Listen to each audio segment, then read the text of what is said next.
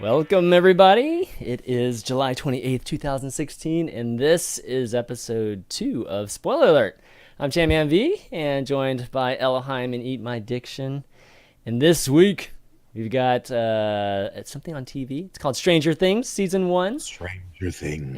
And it's been talked about like crazy wildfire on Twitter for the last week and a half now. It's insanely huge. It's a big deal. Yeah, definitely enjoyed it. But before we obviously talk about it, I just want to throw out there, right at the beginning of the show, that we will be spoiling things on Stranger Things today. So if you haven't watched it yet, save this VOD or this audio podcast and listen to it after you've actually seen it. Or go on iTunes. iTunes. iTunes now, getting fancy. But Chamman, serious. This is we're gonna have. That's what this whole show's about. Spoiler alert. This is episode 2. I know it's still new. Maybe the first episode that you guys have seen, which is okay. Because you don't have to watch the episode previous unless you're really interested in Game of Thrones, because that's what we talked about then. But today we will be going over Stranger Things that was on Netflix. And yes, we will be discussing it in full. That means spoilers and everything about the first season that we want to talk about. This is a safe space for us to talk about. Safe space. We're also doing something new, aren't we? At the end of towards the end of the show. So we're going to be doing call-ins. Yes, we're going to actually try and do call-ins today. And the way we're going to do it, guys, is I'm going to give you guys a link to a Discord channel on my server. And if you're interested in joining the discussion, or you have a question, or just something you want to add just to what we're talking about right now, go ahead and join this server. And at the end of the show, we'll bring folks on one at a time. Probably take about 3 or 4 folks, and have you guys come in, just ask your questions, and just shoot the throw shit out with a us. theory. It doesn't necessarily even have to be a question, right? It could just be like, what do you guys think about this shit? Yeah, exactly. It's like, I thought of this thing. What's your take on it? That kind of thing. Yeah, we want to include you guys. That's a big part of this show. And last week, we were trying to do it from the chat. And this week we're still trying to figure out. But call-ins, we're going to give it a shot this week and see how that goes. And if it rocks, then we'll continue doing it just from here on out. It won't rock. You guys suck. Yeah. Nice, man. Okay, so let's talk about Stranger Things. And I guess first impression, what do you guys think? Was it good? I mean, was it worth, or did it live up to all the hype that you probably were reading about and things like that? Oh, you're muted. Can't hear you. Eat my diction. Sorry about that. I had streamer mode on. I'm bad. Yeah, no, I loved it, and it definitely, because I've been reading about it for a while, and I was just like, okay, 80s themed, like heavily inspired by this, that, and the other thing. Winona Ryder making like a big comeback. Yeah, I'm in, and I watched it in like 2 afternoons, I think, and it was great show, phenomenal. I can't wait for season 2. I was really hyped going into it because everybody was hyped, and I thought, I'm not gonna like this because it's really hyped, and it's not gonna be nearly as good. And then I saw the first episode, and I kind of like my own personal thing. I don't really like 80s movies. Like I do like 80s movies, but like when things are trying to become 80s movies, it makes me a little wary. So like when I start feeling like, oh, I'm watching E.T. or like, whatever, I start to kind of be like, oh, they're trying too hard. But I was really pleasantly surprised. I was hooked on this damn show from like start to finish. And even to my detriment, I was up till like 2 o'clock in the morning, like watching. And I had several days till this show. Yeah. Like I could have paced it out, but I didn't at all. I just like binged on it on a couple nights. So no, it was really, really good. There are obviously some things I didn't like about it, but I think overall, it was pretty good. And I think it leads into a second season pretty well. Yeah. So you liked it, Chamman? Yeah, I thought it was great. I mean, the first scene when they're just playing D&D, I mean, that's just gonna be, that's just gonna be something that hooks us right from the bat. So that was really, really good. Happened to that nerd demographic right there. I know, exactly. And this We're is everywhere now. What's really interesting is like, my wife was with me, and that first night, I was kind of like you, Nick, that I watched the first 5 episodes like in the first night that I was watching it, and my wife is generally not into it. She's kind of into it because she was always into things like X-Files and things like that, but generally she's not into a lot of what nerd culture is, just a lot of the different things like that. So she was watching it with me, and then before you know it, she was like totally into it too, and we ended up watching the first 5 episodes together. And she has to work early in the morning, so she was dead tired the next morning. So that was really good. That speaks a lot too, as to like how good the show is. Just having different types of people really enjoying it. Mm-hmm. So where should we go from here? Like, what I know that's exactly so much to talk about. There is a lot to cover. There is. Can we do like characters, like our favorite characters? I guess. I mean, like, well, obviously let's talk about the plot line. How about that? Just generally, plot line, sure, because sure. it's break like it down. It's got the supernatural aspect to it. It's got, I think the best way to describe it, and somebody might have first described it to me as Goonies, if Stephen King directed it or Stephen King wrote the actual plot. Something like that, right?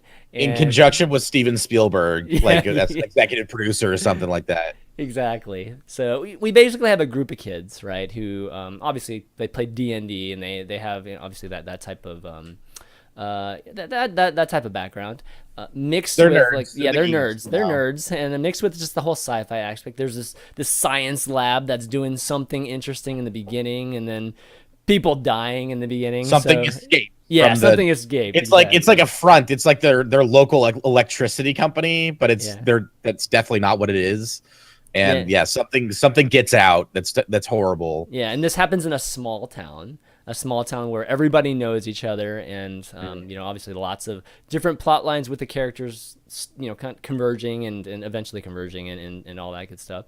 But yeah, I mean, I think just generally the setup, it was really good. I mean, I thought the setting, the town, I thought that was quite good. Just a lot of scenes in the forest, just in the trees and out there, and not necessarily in the town and things like that.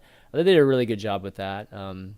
There's a nice feeling of place, which is important if you're like trying to make one, because that's like the biggest thing about like anything where like kids are allowed to just like ride their bikes at 8 p.m. like when they got school in the morning, like that was exactly. The 80s, man. Like I remember riding. I could never do that when I was a kid. I did, like I remember my mom just like, all right, you can go and play, and I'd literally be all over the neighborhood and just walking around people's yards before fences were separating all of our yards and stuff too. So our rule was you had to be home before dark. Yeah, that was same with it. us. Like, you could do whatever you want to do in the neighborhood as long you could murder. Nobody would care. As long as you came home before dark, you were in the clear. Gosh. Welcome back, honey. Literally on the way back. Yeah, like 2 people. Like, okay, that's fine. As long as it's 8 p.m., so you're good. Curfew. So can we all agree that the best character in this whole show was the toothless kid, Dustin? Dustin was the coolest kid, and because what I liked most about his acting is I felt like a lot of it wasn't acting. Like I felt like he was just being that kid, over energized kid. Like when he does that, there's something he did where he did like a spin and knocked his hat off. Yeah. And like he was like, oh yeah, she's gonna use her superpowers. Like, oh god, like knocks his hat off or something. Just being a stupid kid. Like it looked so real. Yeah. And he just picks it up. Nobody questions it. He puts it back on his head. Like whatever, Well, I love that he's like, he's like one of the youngest kids, and yet he's the voice of reason throughout the entire show. Anytime people are having issues and shit, he's the one that's like puts his foot down. It's like, you know what? You're being a dick. You're being a dick. You got to shake each other's hands and get over this, because this isn't about him. It's not. It's about you and your feelings. Well, it's like, whoa, dude. The progression. This kid should be a therapist. Like, he was way beyond his years, wisdom wise. That's the thing that bothered me about him. It was that like. He seemed to be like too reasonable, like especially when he's on the bike and he's talking with his friend, and he's like, "Listen, I know that you're best friends with so and so, and you guys are going to be best friends before me because I showed up late to the neighborhood because I didn't go to like preschool with you guys or something. Like it's like way too reasonable. Those are the difficult hard to understand later on in life. Well, exactly. I feel like that's a big homage to E.T. because Elliot's character is wiser beyond his years. Like he's always like, you know, like he always has these, like, from what I remember, he and his brother would get into these arguments and he was always the one that would like one up him with an insult or something, you know, and like he always just seemed to kind of know more than he was leading up to it. Like that's what I got from his character, that he was like Elliot from E.T. Well, it was like a progression with his character though. Like I feel like when like the first episode, he was more the fool of the group, I guess you could say. You know, the jester. The jester of the group. I mean, the two, I think Mike and Will were more the serious kind of smart guys, and then Lucas was more the action type of guy, you know, like very just very, I don't know, just forceful or whatnot with the things that he did. And then Dustin was just kind of like the fun. He had the slingshot, man. Yeah, exactly. He was high energy and very like action oriented. What do you call it? The arm rocket or something? Is it the arm? Yeah, the arm rocket. That's what he called it. Yeah, that was hilarious. Wrist rocket. That's what it was.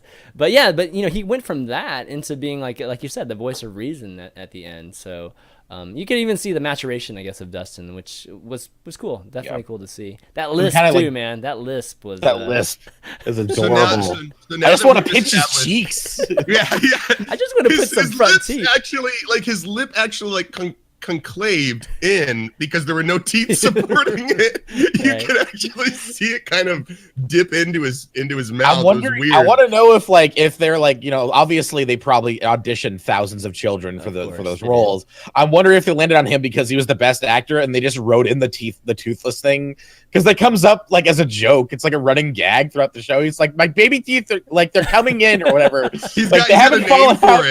Like so-and-so dysplasia or something. You know? I've told you 1,000 times. Who still has baby teeth when they're, 13, 12 or 13? They're like 12 or 13. Oh my goodness, yeah, exactly. But no, his character was pretty cool. I don't think he was my favorite, but he was. That's what I would listen. He's everybody's favorite, so let's just get him off the table. What's your next favorite, Chan? Next favorite would be the sheriff. The sheriff was cool. I think. Well, no, actually, no. 11 is definitely the like. Oh, okay, yeah. Well, I guess we're talking about character. We're not necessarily talking about acting, right? So, I'm talking about acting and character for 11 because that actress is fantastic. Yeah, she was really good. I think it's either her or it's the mom. I think for me, I actually really enjoyed Winona Ryder. I think Winona Ryder really knocked it out of the park. Yeah, she was really good. I don't know, man. I feel like somebody just like walked up to Winona Ryder's like, "Can you be frantic and out of control for 8 episodes of this show?" But it's like that's all you do. But she I mean, for most of the time, she was like, it was like Winona Ryder plays frantic woman mom. Like that's like 90% of it. But I agree, but like. Well, go ahead. Yeah, I was gonna say that's true. She was playing frantic mom, but she always had this element where she was still saying, like, she would always say, "I know this sounds crazy," you know, while she's being frantic, but and I can understand why you would think that I'm just crazy. Yeah, but this is like frantic and level-headed at the same time. Yeah, it was actually a really cool dynamic. And I liked her stick-to-itiveness of like once she realized what was happening. Basically, we skipped a big plot point. Her son goes missing. Yes. And they should have already seen this by. I know. That's listening right now.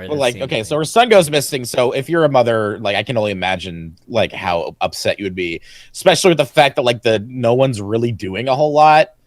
And then as soon as she figures out what has happened to him, or at least she has an idea that she can communicate with them through the lights and everything, then like, you know, like that's like she becomes motherly and that's her like goal. She's like, okay, I'm gonna work with this crazy thing that I'm seeing.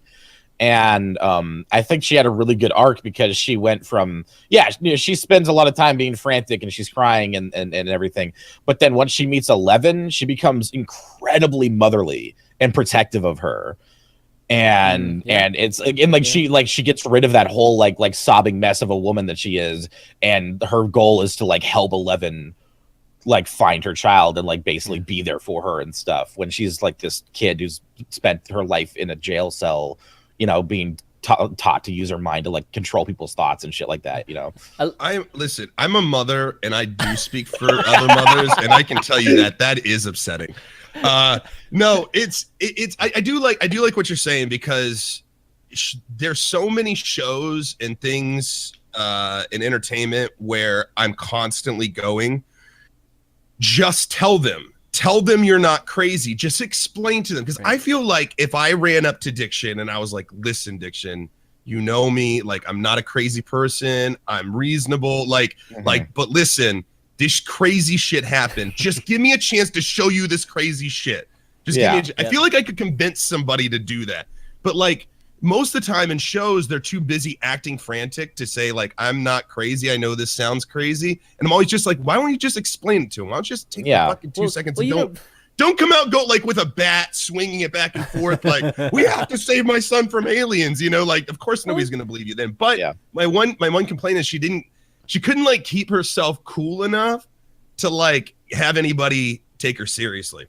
Well, because even though she's saying, I know that I sound crazy, I know this is crazy, I know, I get it, she's still going like, I know it sounds crazy, I know I'm crazy, I know, you know, like, she's still like acting crazy. If she would just like calm down and be like, listen, hey, my son is in another dimension and I really need to go get him. And this is, I know it sounds nuts, but watch these lights. Watch this. Like, if she would just take the time, I don't know. She tried. She tried to show the lights to Jonathan, right? No, I feel like she had lots of opportunities where she did kind of calm down and be like, look, listen, this is what's happening. And people were just writing her off, except for the sheriff, who eventually was like, okay, hold on, you're fucking, like, I love that scene where he's like, he goes in there, checks all the lights for the wiretap, and he's like, you're fucking right. They just like have a conversation like, you're right. You're absolutely right. I'm sorry that I didn't believe you. And it was like, I don't know. I feel like they're not writing characters about that would be like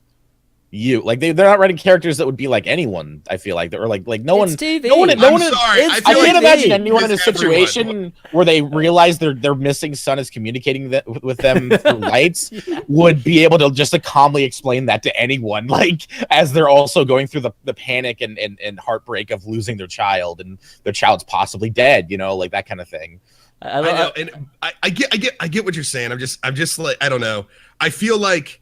And I've never had my son in another dimension in the upside down world. And I've never been a mother trying to get to him. Okay. But I feel like I still could just be like, even though you say, you sound crazy, maybe you don't necessarily know how crazy you sound, how crazy she looked. I feel like she could have convinced some of them. Well, I don't know. Yeah. So another thing, just I think generally with the progression of the plot and things, it was pretty cool how it did, you know, like, it's in a small town, right? And it's one of those things where nothing happens in this small town. So, you know, when a kid's missing, you know, like the very first scene, she goes into Hop, you know, goes into the police station, and she's just frantic, right? After she found out Will didn't come back that night, and then she calls over to Mike's, you know, talks to Mike's mom, and, you know, this is like the whole small town thing in the 80s, and it's kind of believable too, where just, you know, people are just or the kids just running around, you know, doing their thing, because there's nothing bad ever happens in these towns. And then so you could see, you know, basically the progression of people, I guess, buying into what was going on, right? Obviously, she was the first person, and she had her own progression. Then you saw Hop having his own progression, which was, I think, probably the most interesting thing, because he literally traveled everywhere. And then, I mean, he even went into the science lab, which is something that we should discuss too, because that was kind of crazy. But then you had Jonathan too, right? Jonathan, who obviously her other son, who was very concerned for her. You know, she's had anxiety issues before, so that's why he had some question. So I think a lot of those things, right? I think they did a really good job of trying to, you know, build the background as to why people were very skeptical of what she was saying.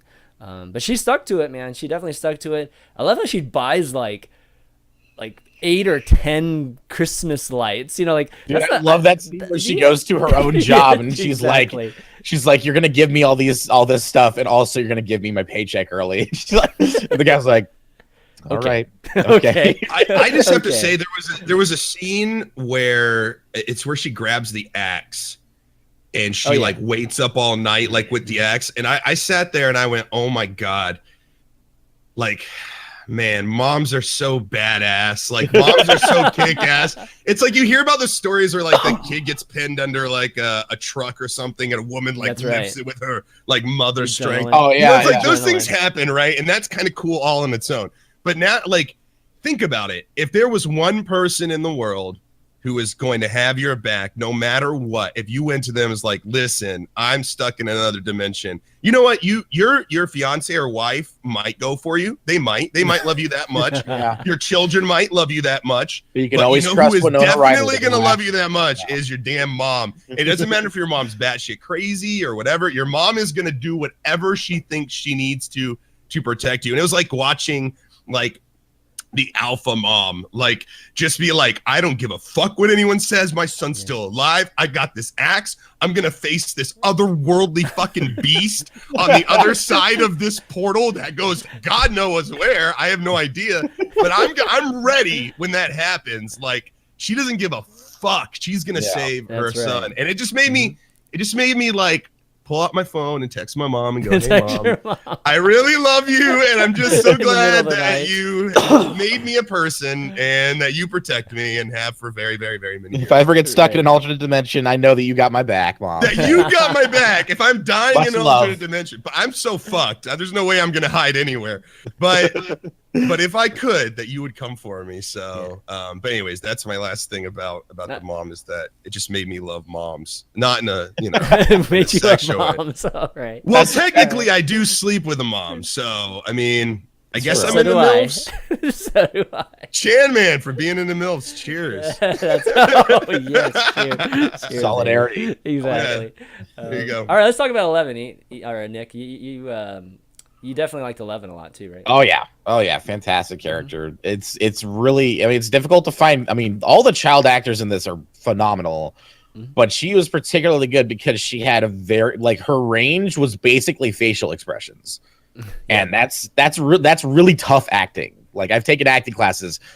Acting with like saying words and lines, remembered lines, that's doable, but like just like performing entire scenes with your face is like, that's an art, you know, and she does it beautifully.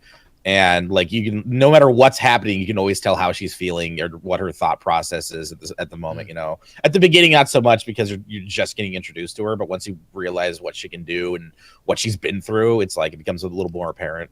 So could she actually talk? I mean, like a normal person, because I feel like as the series was going on and on, she was obviously talking more and more, but in the very beginning, she seemed like she could only say like 5 words. It was, I think it was what I was going to ask. Like, the thing I was going to point out, the only thing I kind of don't like about Elle, and this has nothing to do with Elle or the actress or anything like that, is that, and I'm hoping that as seasons go on, we learn more about her, is what is the extent of the time that she spent with these people. I know that she was a baby. She was young. She was a baby. Very, very young. So, like, what kind of education did she get in the government? Did they, like, what they taught her some things? Yeah. No, it's not. It couldn't be none. Like, she didn't come out, and that's the thing, is like, she didn't come out of there like totally clueless, but pretty clueless. So it's like, okay, so you haven't been to the outside world, it looked like, but it looked like she was maybe educated on some level inside.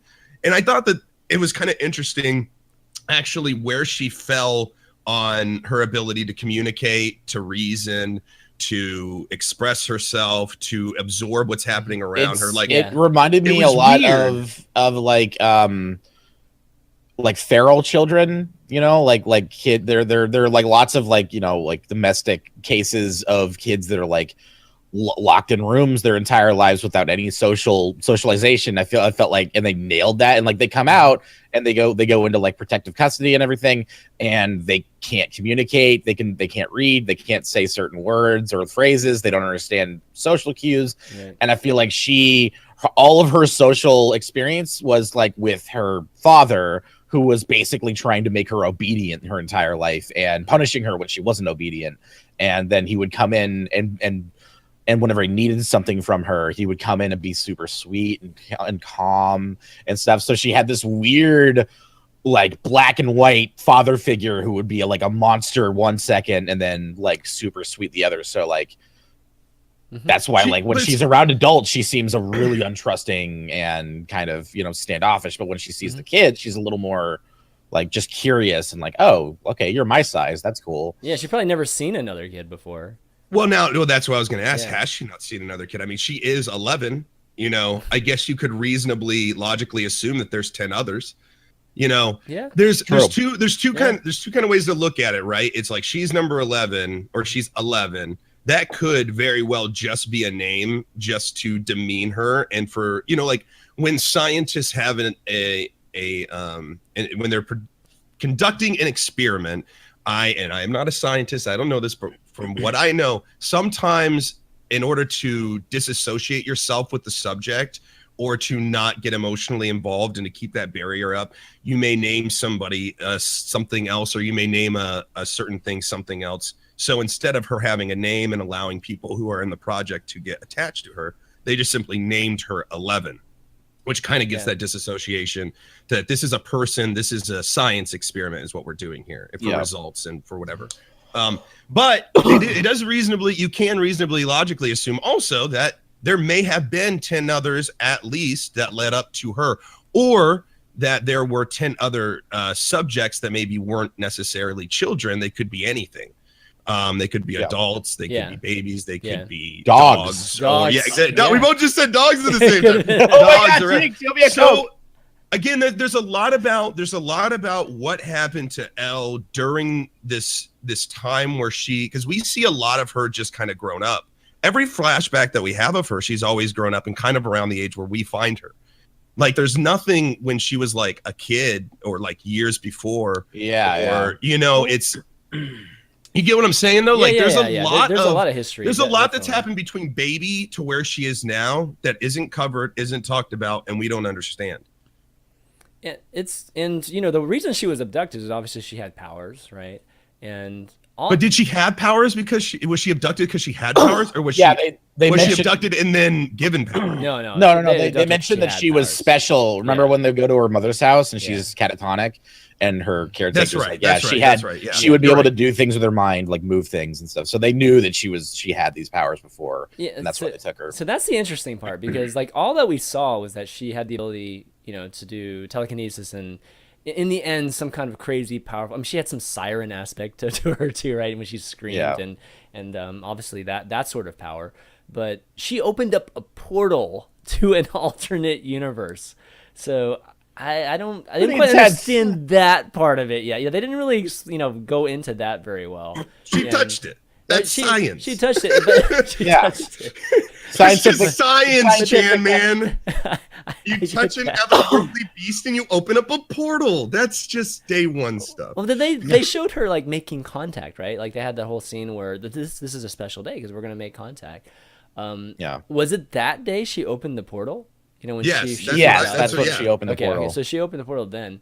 Then at that point, I guess, what were they doing? Like, were they just, I guess they were just studying the whole time, or were they trying to, you know, shut the portal? I guess that's really the question, right? Because they knew they released something terrible in there, or at least they released some kind of monster, right? Because everybody that went into that portal never came back for the most part. The curiosity had to have shifted, right, at some point, because at one point they're trying to spy on the Russians. And then at that point where she finally does spy on the Russians, and what this Russian man is saying is broadcasted over the intercom. So she's basically spying on the Russians for America, right? This is working. Go America! All of a sudden they start hearing this. Win that Cold War. But the thing is that all of a sudden then they start hearing the snarling, and then she's chased, and that's when we see that scene where it's like the first time she runs into this beast, and they're asking, "What is that?" So then it goes from, hey, we're spying on Russia to, hey, we're going to make first contact with this thing. Yeah. So there was like, there's got to be some kind of transition happening in the experiment as well as it's progressing. Because it's no longer about the Russians anymore. Now they're more interested in what the fuck have we tapped into here that is on a whole another world. Because, I mean, it could mean so many things. Another world can mean more resources, could mean another life, could mean all, you know, just all the implications that life on another planet could have. And I bet that's what they were thinking, was like a planet or something, you know. But then you've got this crazy thing, this unkillable thing, except for Steve with a baseball bat, man. Steve with nails. Steve with a baseball bat. It's like fire can't stop it, firearms can't stop it, but god damn it, a kid in love with a baseball bat. That kid with the most punchable face ever. Like as soon as I saw him, like, wow, can someone please just punch him in the first 5 minutes of his like introduction? Well, he is so goddamn punchable. Before we get into all that, let's stay on him for a little. Yeah. But... So with 11, like I guess finishing off 11. I mean, her scene at the end too was just like that you know. I wouldn't say prototypical, but it's that heroic scene that you like to see, you know, at the end of movies or TV shows, and that's what happened. Do you think 11 will come back in any way, like in future episodes, or do you think she's done? Oh yes. Well, he has to, right? Because the foreshadowing of leaving waffles and yeah, the Eggo waffles, man. I wonder if they got sponsored for that, or if they were just like, what was like a really like big food back then for kids. Those were good, waffles. Man. I used to love Eggos. They're fine. Man. I prefer homemade waffles, but I actually like Eggos more than. You know what I did? One time I was drunk at a friend's house and I was trying to make a sandwich and didn't have bread, so I just toasted 2 Eggo waffles and then just like spread mayo and like got ham and cheese and I made a sandwich out of it. It was awesome. It was so good. Anyway. We're trying to get sponsorships for our podcast, so like our first target obviously is Eggo waffles. Right here, man. Go on. I don't know. There's a lot about Elle that isn't explained and still hasn't been explained. And yes, she's got to pop up later. You know, who knows? Maybe the other experiments or the other kids, if there are other ones, are in the other plane. You know, like are in the upside down world. Maybe they're over there, you know, maybe she knows that. And so she's like, hey, I've got to go, you know, that kind of thing. It didn't look like she was going to die. It looked like she was like teleporting this bitch back to where it belongs, kind of. Or destroying it in the process. I don't even know. And that's the other thing. Did she kill it?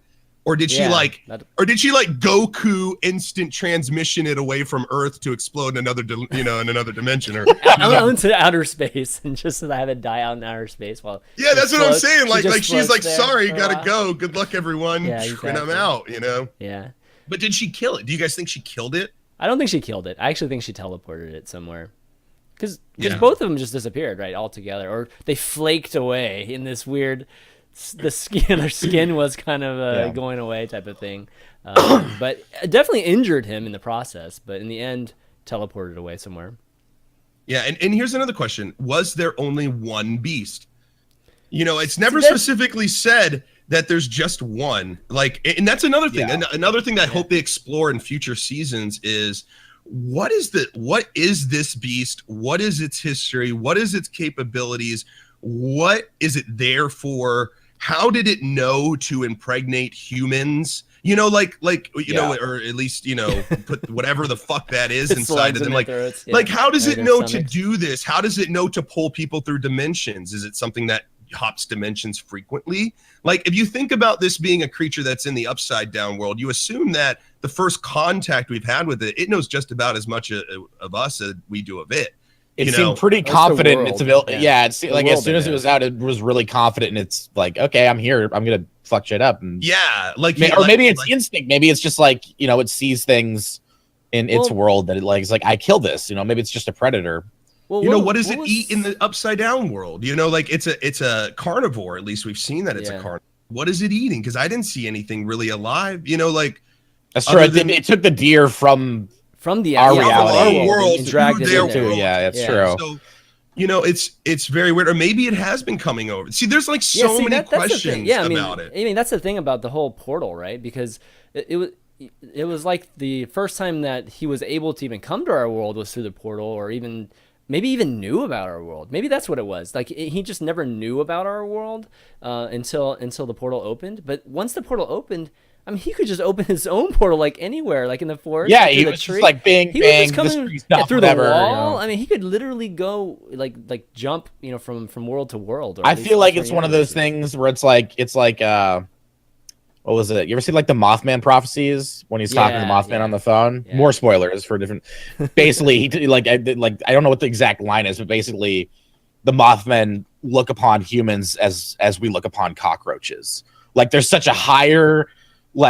Such a high capacity of like thought and everything and like understanding that like we couldn't even fathom. So I'm thinking, what if this creature looks like just like a random feral predator to us, but it's got cogwheels going on that we can't even perceive. Like we could barely understand its universe, maybe, yeah. you know, like, so what if like what it's doing is like some higher form of like what we do, and there's just no way for us to comprehend exactly its motives or its language or anything. It's definitely attracted by blood, right? That was clear. Yeah, right? blood was, and that's another thing is sort of unclear. Is like I saw the blood connection as soon as Barb was sitting at the pool. Yeah, I remember Barb, and I was like, oh, that's a red flag right there. Yeah, that's gun, you know, set up to make it important that the blood important. That's what it was a focus on the blood. If it again, sometimes, and as we go through more things, viewers, you guys are going to see me bring this up a lot. Every shot is to establish something. Either it's to build a character or it's to, you know, set up a plot or what have you. And to have a scene where like you're just seeing the blood drip off into the pool and all that sort of stuff, it had some significance, right? So what significance though? They mention it later after Jonathan and the one girl go off into the forest, and that's when the deer is killed. You know, they mention the blood after that. Yeah. But it's like, what kind of significance does the blood have? How would this thing even know what blood is living in the upside down world? Why is that attractive? You know, like there's so much. It's like, it seems so aggressive, but it doesn't seem like it necessarily has a reason to be aggressive. Like, I don't know, man. What was interesting too is that, like, you know, how does it birth shit on its own? How does it birth shit on its own? True. Like, yeah, like how does it birth shit in the upside down world without, or does it birth things? Is it birthing things? We don't even know. The Duffer Brothers, they already got greenlit for a second season, and they said it's going to be a direct sequel. So they're going to continue this story, and they mentioned like, well, there's we actually wrote a lot about the Upside Down and just didn't have time to put it into the first season. Yeah. And so that's why we focused on the kids in this one story with Will. But like they alluded to the possibility of there being more monsters, like there's some sort of like ecology out there, you know, like that makes sense in the Upside Down. So like, it's going to be explored, but it's really fun to, you know, pontificate on it right now because we only got this one season, which has very little answers for a lot of the questions we have. So what was pretty curious too was the fact that, you know, the first two people that were, I guess you could say abducted, because they weren't necessarily, we didn't know that they were killed or what happened to them, right? Because one thing we knew with Will was he was still alive in some fashion. So when the monster, I guess, abducts him or engages him, he obviously didn't kill him. So he just brought him to the upside down world, and then Will was able to obviously run away, escape into his you know, little fort or whatnot. But Barb, you know, it wasn't until Barb that we knew that this thing kills people, you know, and that, you know, that was the first time that we knew. Oh, okay, so that was grisly too. Yeah, I know. When they fucking finally showed what happened to her. That was grisly. Yeah. So that made me think. Then how did Will get away? Like, how is it possible that Will could get away? That's another question too. This comes down to like the you know, the lore, I guess, of the upside down world in this creature, because it seemed like if the creature got you in real life, that it didn't necessarily mean you were dead. It meant that you were just being transported back over, right? So because like Barb, you know, like when Barb went over, she wasn't under attack. She woke up with it near her. It's almost like he grabbed her and then they teleported back, and they teleport near each other, but not necessarily where they were. Right. So Barb had an opportunity to escape. I'll bet she was kind of fucked, just ending up in an empty pool. I mean, she was in a pool. Like, I mean, that sucks, she didn't seem like she had a lot of upper body strength. So I don't know. I'm just saying that like she was kind of in a bad place. But look at Will. Like when Will was transported, he was in the forest. He's in a forest. He's on home turf. You know, Barb was in the backyard of some dude she didn't even barely know. Yeah. Will, on the other hand, was right at his house. He knew all the hiding spots. He knew how to, you know, handle himself. He's been, you know, in the small amount that we know about him and what we were shown about him, he was kind of the thinker of the group, right? He was the wizard. He was the wizard, right? Played a lot of D&D, so he's very cognizant of what, you know, if a creature attacked, what to do. I mean, look at his pattern. You know, he fell off his bike. He ran home. He locked the door. He tried to call 911. When that didn't work, the thing busted in. He ran out to the shed. He got a gun. Yeah. Like, he knew what he was doing. Yeah, he was a pretty resourceful little kid. Yeah, like he knew what he was. But Barb, clueless Barb? No way, man. Clueless, jealous Barb? There's no way. Clueless Barb.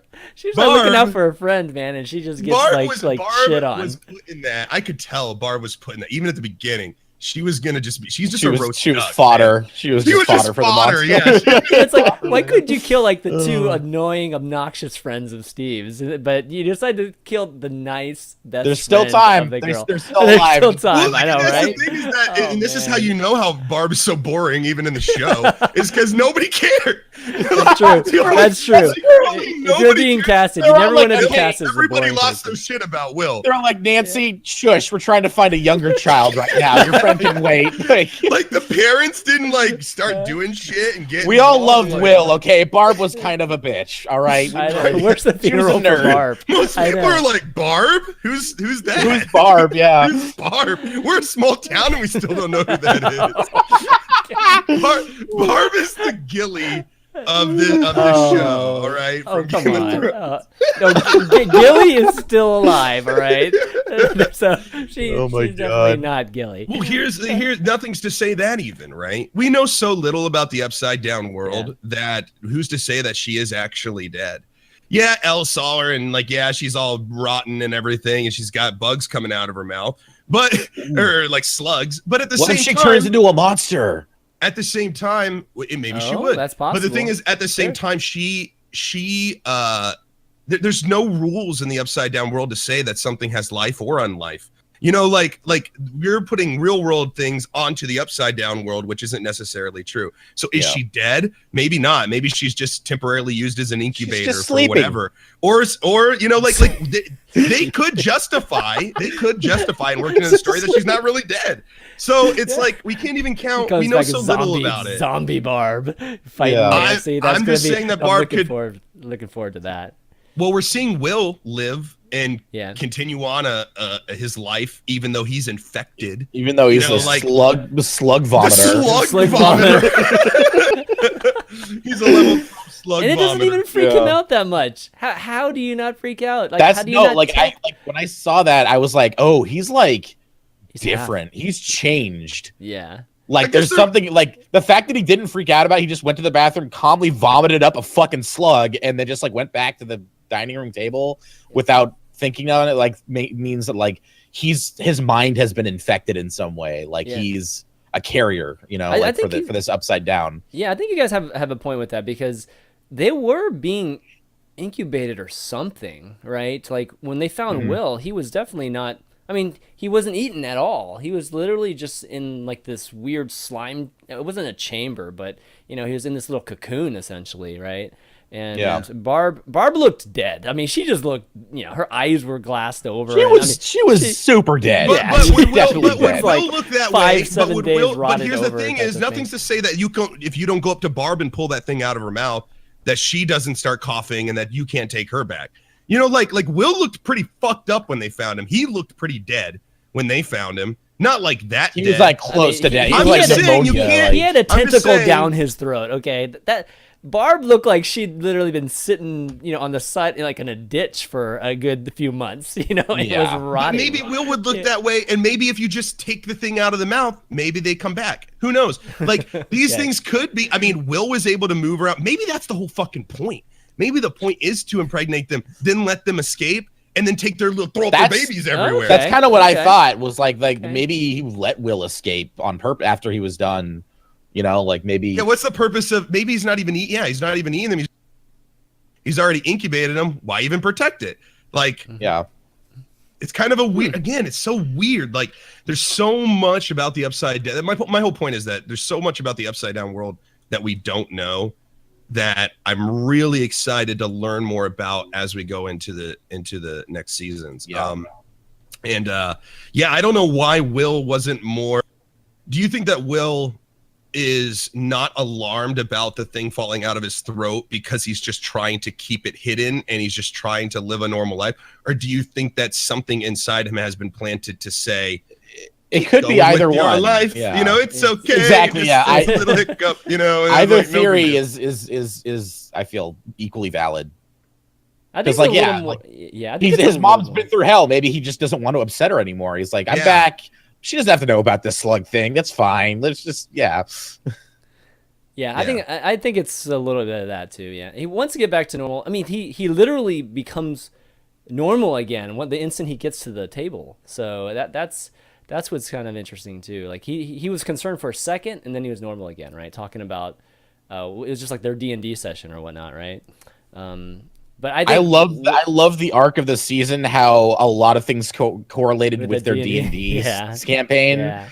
That was like my favorite thing that was like going on kind of like subtly in the background. It was like all these like really big moments were treated like a part of a campaign in D&D that they were doing. It was really cool. Mm-hmm. Well, not only that, but even in a more subtle way, like the pieces actually representing, you know, creatures outside of the, you know, the game. And then you think like was it the Thessal Hydra or something at the end? Is that the Demagogue? The Demagogue. No, the Demagogue was the first one, but at the end, they're like, here it comes. They're doing like their next game with Will, or they're continuing their game with Will, and they're like, here's the Thessal Hydra, you know, and everyone's like, oh, and then he casts Fireball and he actually, you know, gets a 14, and so yeah, he passes the check. But the point I'm trying to make is, do you guys think that is foreshadowing for the next creature or for what's happening? Think about like a Hydra, right? Like you cut off its head, it just grows more heads kind of thing. Like, is that a theme? You know, like, is that something they're going to be encountering? It made me, because it seemed like a lot of things that were happening in the D&D or like the D&D game or just in D&D lore in general were like, it's an important part of the story, you know? So it's hard for me to believe that they throw like a new creature down, and it, especially at the end in a season finale, and it not kind of be like a hint, this might be something we're coming up with, you know? Yeah. I don't know. At least that's how I felt. No, that'd be cool. I didn't really think about that until you just mentioned that. But it would make sense. It would definitely make sense that the next monster would be related to that. But I did like it too. I did like the parallelism with the D&D. That's played a huge part. And you know that part where you know, Will and Mike are talking, right? Or Will basically tells Mike what ended up being rolled. You know, like you know, when the dice fell on the ground and everything. And you know, he mentioned that he died, right? And then Mike makes some comment about how, you know, when they're trying to find him, and he's talking to either Dustin or Lucas, and he said that Will ended up fireballing at that point when he could have, I forget what he said. He could have done something differently and avoided from being killed, but he ended up, you know, fireballing there just to basically take it for the team. Do you remember that scene? Yeah, I do remember that scene vaguely. I mean, yeah. Yeah. What do you think he was alluding to there? Because, you know, they were trying to find him at this point, right? So I felt like there was some kind of message there when he was saying that, and I just didn't quite catch on to it. So I was wondering if you guys. I think it was just in Diction might have something different, but I thought it was just trying to build the character of Will. I didn't see anything really connected to it. I just saw it as more of like this is the kind of person Will is. It's shown throughout this, you know, even when he's playing his D&D characters, it kind of acts the same. I didn't find anything like, but there could be. I didn't really think about it. So, Diction, do you have anything? Hold on, can you repeat that again? Sorry. No, it's just that one part where he was talking about how, like, you know, Will ended up, you know, fireballing. He was like explaining to Dustin or something. They were trying to figure out where he was, and did he run away? You know, what did he do? You know, like, and they talked about how, you know, he fireballed so that he could save the party. You know, when exactly. Yeah. And I wasn't sure if there was like any extra message in that I was missing there. I think it was just like it was like a break. It was kind of like, this is the kind of character he is. Like, this is okay. Like he does certain things very selflessly. So why should we? Yeah. Like, just like why shouldn't we go look for him? Mike said that he could cast a shield and play it safe, but he cast the fireball instead to take one for the team. Right. So instead of like protecting himself, he was just putting others before him, I think. Okay, gotcha. Did you guys? Okay, were there any scenes that really bothered you guys in this? And this is definitely a leading question, because there were scenes that bothered me. But were there any scenes that are like sections of the show that you were just like, what the fuck? Like, this is a little too much, or like this just seems weird? I mean, it's called Stranger Things. Yeah, I know. But like, okay, for instance, okay, I'll just go in and I'll ask my own question, then answer it myself. Okay. Like the kid, like the bully kid, okay, like following them all the way down to the quarry. I don't know how they got there. It seemed like they just like showed up and were extremely hostile for like what I feel like was not legitimate reasons. Like, I know that there's bullies out there that will try to kill you, okay? And that will try to kill you. That will try to kill you. There are bullies that exist, right?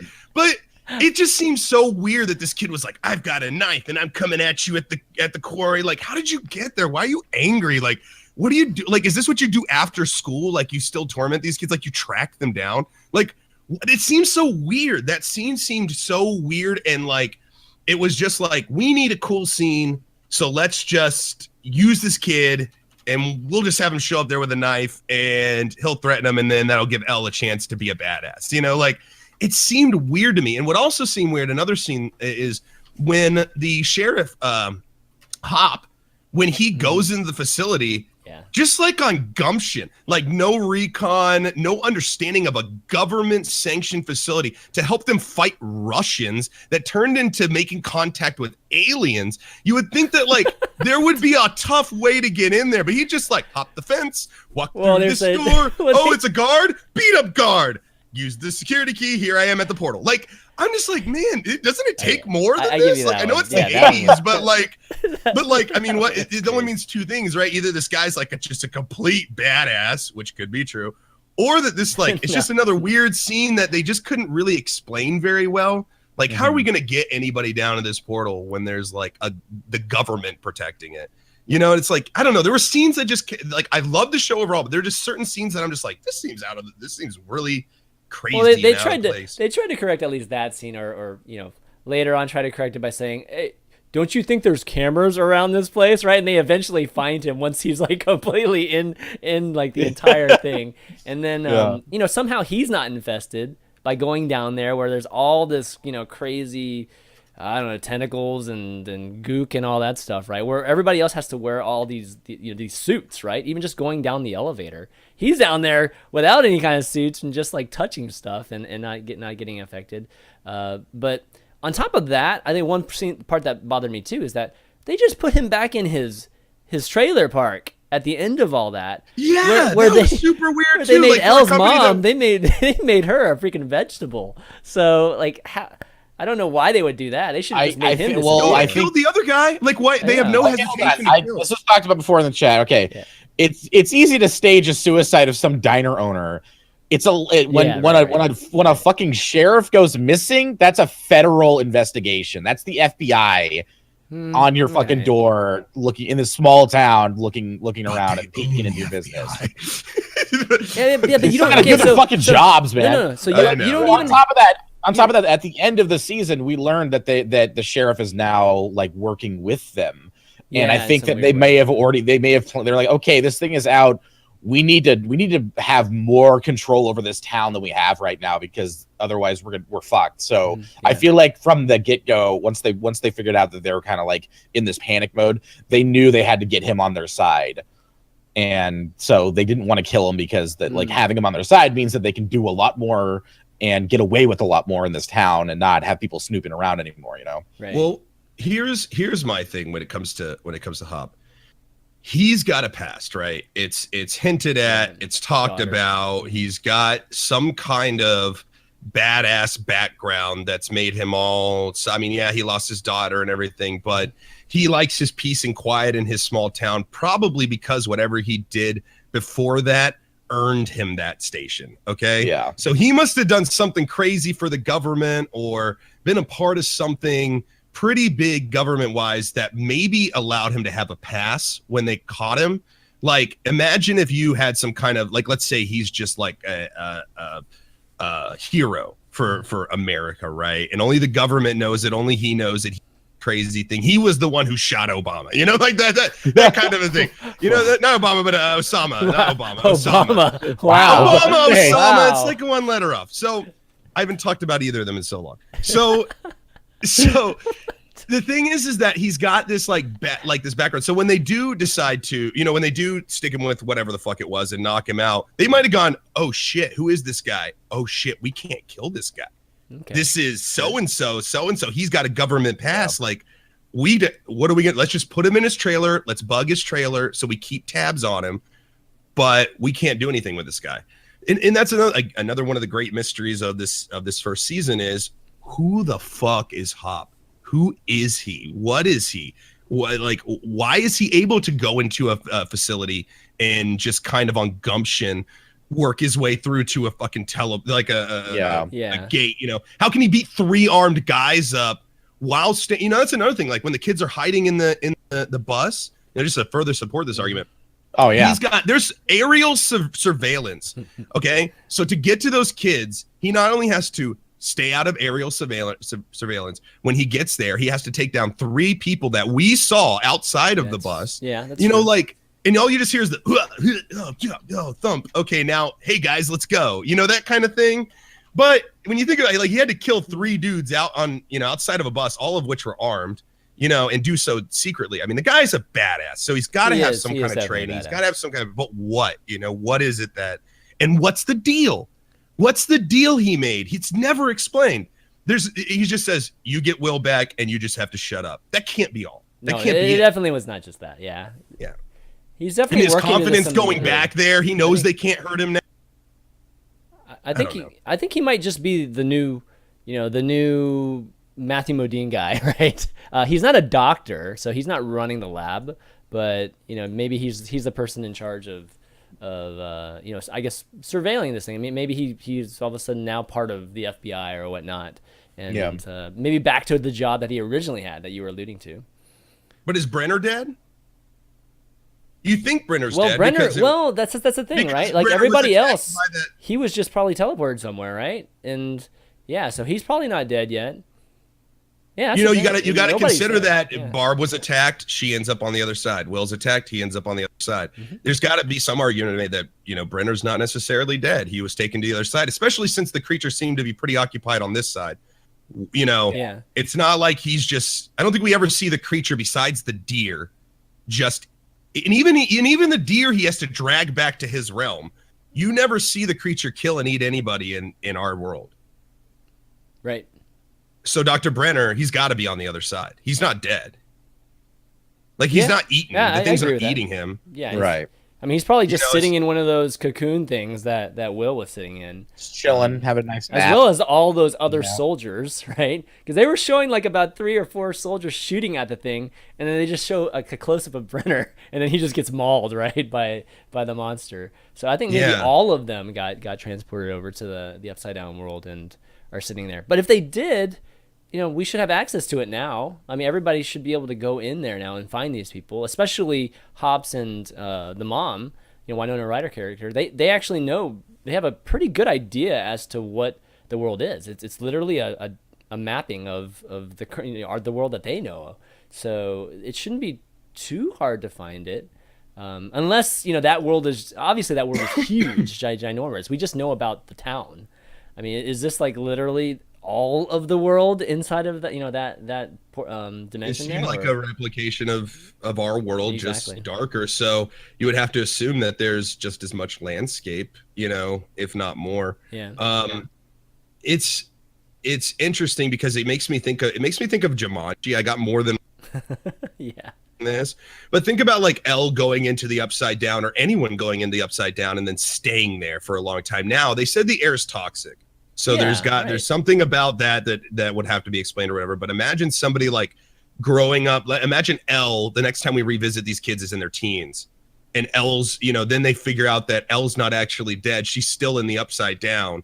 And she's surviving there, and she has been for the last 7 years or something. Mm-hmm. You know, like that kind of Jumanji thing. Like, you know, what year you know, like he was there in the jungle. You must wait. But he comes back like, he comes back like a total badass, right? Because he had to survive in this new environment. You know, like what's to say that Brenner and this squad of, you know, of commandos or army people, whatever the fuck they are, they're not over there and surviving. And then when they revisit later, it's like, oh shit, we refind this platoon with Dr. Brenner and these guys that have been surviving. You know, there's a lot this story can go into. Like, there's so many avenues with the Upside Down world. It's kind of endless. You know, it's like talking about like magic and something, you know? Yeah. I just want to remind you guys that we do want to hear what you guys think. You know, we've obviously been looking at chat, but we actually want to see if you guys want to join us in this discussion. And the way you do that, guys, is to hop onto this Discord channel. And Monkey Overlord is, I guess, taking, you know, people who have questions and, kind of getting a sense for, what you guys want to ask. And then he's going to actually relay it over to us. And then, we'll pull you in whenever it comes time for that section, which is coming up really, really soon once we finish a few more things. So, yeah, definitely jump in there whenever you can. All right, so here's a question. Who was the most annoying character for you guys? Like, who did you not enjoy the most? I mean, the boyfriend, clearly, until he finally. I like Steve. Yeah. I like Steve.